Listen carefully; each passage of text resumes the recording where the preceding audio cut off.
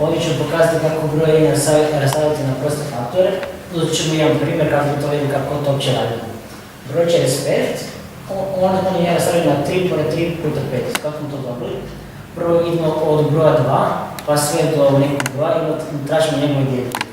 45 mi dijelim se s dvojkom i onda ništa. 45 dijelim se trojkom i to je 15 i onda zapišemo 3. Jer 15 i dalje dijeli se trojkom, pišemo trojku i onda nam ostaje petica. Petica nije dijelila se s trojkom, onda ništa. I jer 5 se dijelila sa peticom i to je onda kraj. Pre 3 pored 3 puta 5 će 45. Za broj 12, on je dijeli se dvojkom, i dobimo šesticu. Jer šestica dijeli se dvojkom, i dobimo trojku. I trojka dijeli se dvojkom, nije. I na sljedeći, jer 3 dijeli se 3, i to je kraj. I to je bilo teoretski, smo pitali to u kodu. N je broj za koji tražimo u umnožak prostih faktora.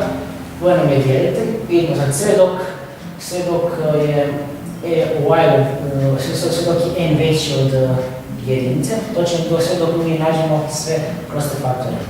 Ako je n dijeljiv sa p i nema ostataka, onda ćemo ga ispisati i n ćemo podijeliti sa p. Ako ne, onda ćemo povećati dijelitelje za 1. Tako, na primjer, za 45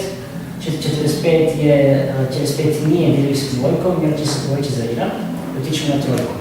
45 je dijeljiv sa trojkom i n nam postaje 15 i ga ispisujemo trojku. Jer 15 i dalje dijeljiv sa trojkom, i ispisujemo trojku i n se pretvara 15 kroz 3 je 5. Petica nije dijelila sa četvorkom, povećamo plus 1 i petica je dijelila sa peticom, ispisujemo peticu i 1 postaje 1, pa se s tim završava broj 5.